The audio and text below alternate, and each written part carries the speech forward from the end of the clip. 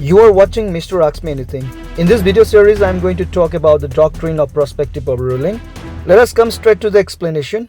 The doctrine of prospective overruling means that a decision given by a court will apply only in the future and will not affect past cases or decisions. Here, the word prospective means something that applies only to the future. The word overrule means setting aside an earlier decisions or precedent. This is different from the traditional Blackstone view of law, which believe that courts do not create new laws but only declare what the law has always been. According to view, every judgment works retrospectively as if it was always the law. In prospective overruling, if a principle decided in A versus B case is later overruled in X versus Y, the earlier cases A versus B will not be reopened or changed. But from X versus Y case onwards, the new principle will apply to future cases only.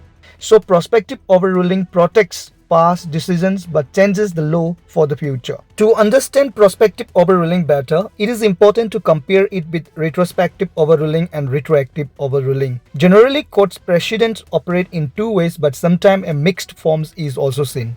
Number one, prospective overruling applies only to future cases. Past decisions remain unaffected in case of prospective overruling. In retrospective overruling, the new rule applies backwards also. It changes the legal position not just for the future cases but also for past acts or past decisions. And retroactive overruling, this is a mix of both prospective and retrospective overruling. The new law applies in the future but is based on a past event status or character.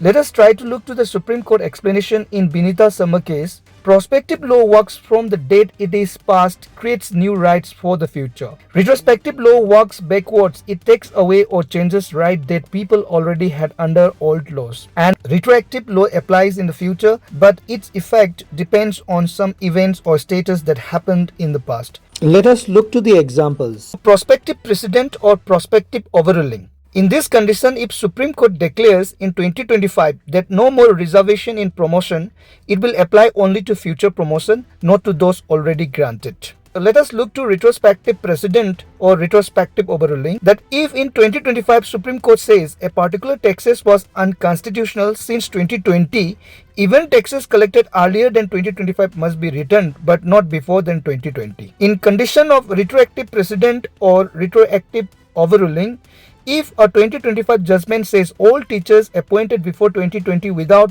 proper qualification will be treated as temporary employees from 2026 onwards, then their past service is valid but the future status 2026 onwards changes. That is, they are no more regular teachers after 2026.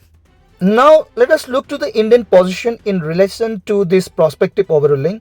In general, India laws are prospective in nature. In J. Mahakali Rolling Mills case, the Supreme Court explained, retrospective law applies to past acts or events before the law came into force. Retroactive law looks at the past facts or statutes but creates new obligations or restrictions in the present or future. Retroactive laws can be of two types, like true retroactivity, that is, new rule applies to acts already completed in the past, and another quasi-retroactivity, that is, new rule applies to acts that begins in the past but are not yet complete. Let us elaborate in order to understand this true retroactivity and quasi-retroactivity. So in true retroactivity, the new rule applies to actions that were completely done in the past. Example, a new law in 2025 says no smoking in public spaces.